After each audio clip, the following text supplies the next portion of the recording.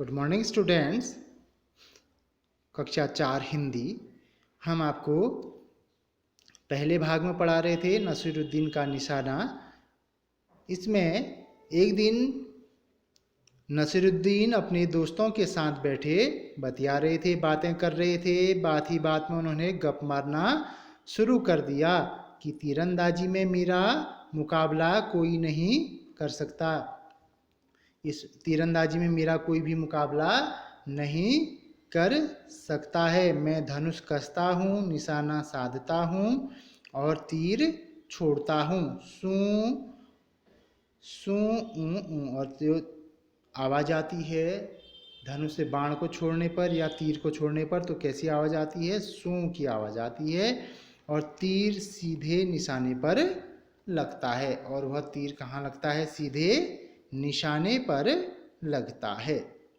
दोस्तों को विश्वास नहीं हुआ। अब नसीरुद्दीन की बातें सुनकर उनके दोस्तों को उन पर विश्वास नहीं हुआ या भरोसा नहीं हुआ। उन्होंने नसीरुद्दीन की परीक्षा लेने का फैसला किया।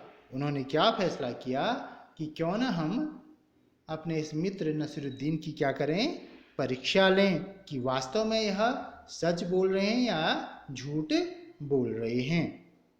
एक दोस्त भागा भागा गया और तीर धनुष खरीद कर ले आया। और उनमें से एक दोस्त ने क्या किया? वो भागा भागा गया और एक दुकान से तीर और धनुष खरीद कर ले आया।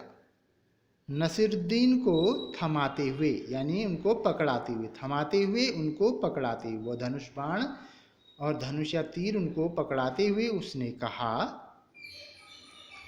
ये लो तीर धनुष, यह पकड़ो धनुष बाण और अब साधो अपना निशाना उस लक्ष्य पर जो सामने तुम्हारा लक्ष्य है। अब तुम क्या करो? इस धनुष बाण को पकड़ो और अपना निशाना उस लक्ष्य पर साधो। देखते हैं कि तुम सच बोल रहे हो या झूठ। अब इस बात का पता चलेगा कि क्या तुम सच बोल रहे हो या झूठ बोल रहे हो। तो अब आगे क्या हुआ? नसीरुद्दीन फंस गए। अब नसीरुद्दीन अपनी बातों में फंस गया क्योंकि बहुत गप्पे मार रहे थे कि मैं ये धनुष कसता हूँ, उस पर निशाना साधता हूँ, फिर तीर छोड़ता हूँ और वह तीर सीधे निशाने पर लगता है। तो अब वह अपनी बातों में फंस गए। उन्होंने धनुष अपने हाथों में उठाया, डोर खींची और निशाना साधा और छोड़ दिया तीर को। उन्होंने क्या किया? धनुष को अपने हाथों में उठाया, डोर खींची, निशाना अपना साधा और छोड़ दिया तीर को। और क्या कर दिया? उस तीर को छोड़ दिया। उस तीर को कहाँ पे जाना था? अपने लक्ष्य पर जाना था। और नसीरुद्दीन ने उस धनुष की सहायता से उस तीर को छोड़ा। सू और आवाज़ कैसी आई छोड़ने पर? सू सू सू की आवाज़ आई। तीर निशाने पर नहीं लगा। और वह तीर क्या हुआ? निशाने पर नहीं लगा, बल्कि वह तो बीच में ही कहीं गिर गया। और वह बीच में ही कहीं और ही गिर गया क्योंकि वह तीर क्या हुआ? अपने निशाने पर नहीं लगा और बीच में ही कहीं गिर गया। यहाँ पे दिखाई दे रहा है आपको, यहाँ पे एक सेव को रखा गया है, यह लक्ष्य है। और इस तीर की सहायता से क्या करना है? इस सेव को निशाना बनाना है।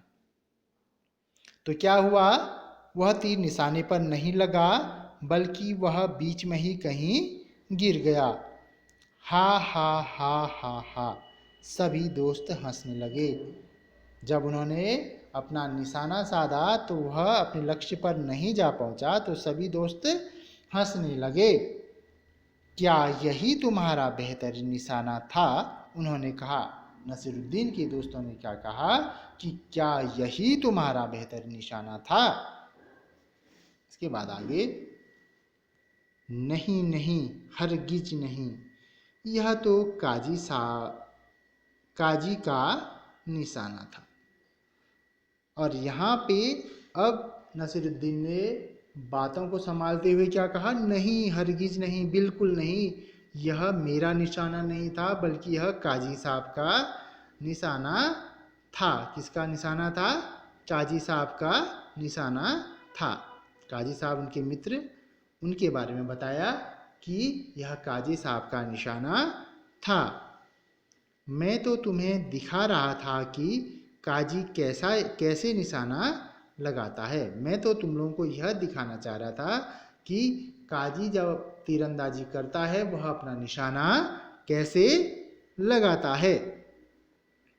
इतना कहते हुए नसीरुद्दीन ने दोबारा धनुष उठाया, डोर खींची, निशाना साधा और तीर को छोड़ दिया। इतना कहते हुए नसीरुद्दीन साहब ने क्या किया, दोबारा से धनुष को उठाया, डोर खींची, निशाना साधा और तीर को सीधे छोड़ दिया। सूं, और इस बार भी कैसी आवाज आई, सूं की आवाज आई। इस बार तीर पहले वाले तीर से तो थोड़ा आगे गिरा, पर निशाना फिर भी चूक गया। इस बार जो उन्होंने अपना निशाना छोड़ा, जो तीर छोड़ा था, वो फिर से उस लक्ष्य पर नहीं पहुंचा। पहले जो तीर उन्होंने छोड़ा था उससे थोड़ा आगे गिरा और निशाना फिर भी इस बार चूक गया। अब दोस्तों ने क्या कहा? दोस्तों ने कहा, यह तो जरूर तुम्हारा ही निशाना था नसीरुद्दीन। इस बार दोस्तों ने कहा कि नसीरुद्दीन, यह तो बिल्कुल जरूर ही तुम्हारा निशाना था। बिल्कुल नहीं, नसीरुद्दीन ने कहा। इस बार नसीरुद्दीन ने कहा, बिल्कुल नहीं, यह मेरा निशाना नहीं था, यह मेरा नहीं, सेनापति का निशाना था। इस बार फिर से उन्हें लगा कि अब मेरे दोस्त मेरी मजाक फिर से बनाएंगे, तो इस बार फिर से उन्होंने अपनी बात को संभाली और कहा कि बिल्कुल नहीं, यह मेरा नहीं बल्कि सेनापति का निशाना था। अब क्या हुआ, एक दोस्त ने ताना कसा। ताना कसना यानी व्यंग्य, मजाक करना। व्यंग कसा यानी ताना कसा। सूची में अब अगला कौन है? अभी तक तो तुमने कहा कि पहला निशाना काजी का था, दूसरा सेनापति का था।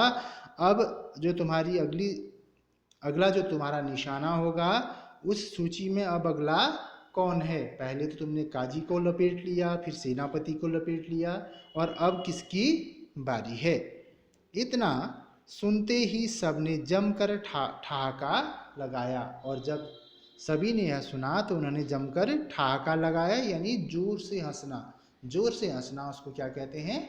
ठहाका लगाया। और तीनों ने, उन सभी लोगों ने जमकर ठहाका लगाया, यानी नसीरुद्दीन पर व्यंग्य कसा, ताना कसा कि अब आपकी सूची में अगला कौन है। इससे पहले तो तुमने काजी और सेनापति को लपेट लिया, अब अगली बारी किसकी है? नसीरुद्दीन खामोश रहा, और इस बार जो नसीरुद्दीन था वह चुप रहा। उसने चुपचाप एक और तीर उठाया। इस बार क्या किया उसने? एक और तीर उठाया। नसीरुद्दीन ने एक बार फिर तीर चलाया, और क्या किया उसने? इस बार अपना निशाना फिर लगाया और फिर से वह तीर छोड़ दिया। सूं, और कैसी आवाज आई? सूं की आवाज आई।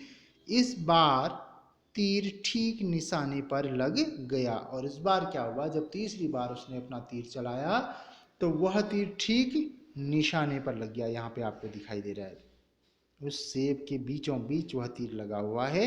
इस बार तीर ठीक निशाने पर लग गया। सभी आश्चर्य से नसीरुद्दीन की ओर मुंह बाएं ताकने लगे, और इस बार सभी आश्चर्य में पड़ गए कि नसीरुद्दीन ने इस बार अपना निशाना जो है बिल्कुल सटीक लगाया, और इससे पहले कि कोई कुछ कह पाता, इस बार कोई कुछ कह पाता तो उससे पहले नसीरुद्दीन ने एक विजेता के अंदाज में कहा, देखा तुमने, यह था मेरा निशाना। इस बार नसीरुद्दीन ने एक विजेता, जैसे कोई किसी काम में विजयी होता है, एक विजेता के रूप में नसीरुद्दीन ने क्या कहा, देखा यह था मेरा निशाना, क्योंकि इससे पहले वह 2 बार अपने लक्ष्य में क्या हो गया था, विफल हो चुका था।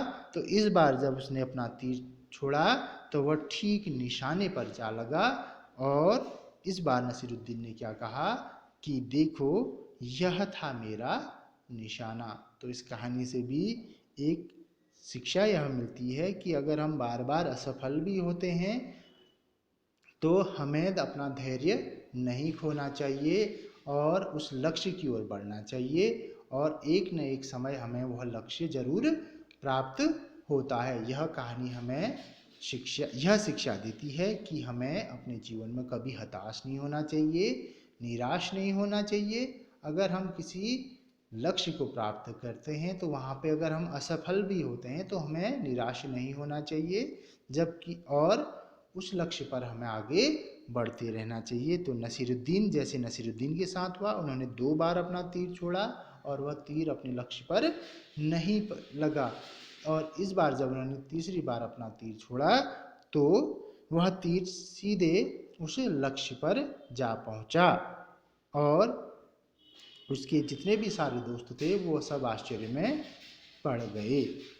तो इस तरह से आज हम आपको इस भाग में यहीं तक आपको पढ़ा रहे हैं। इसके बाद हम अगले पाठ में जाएंगे, पाठ 6, नाव बनाओ नाव बनाओ, और इससे आगे हम आपको अगले भाग में कराएंगे।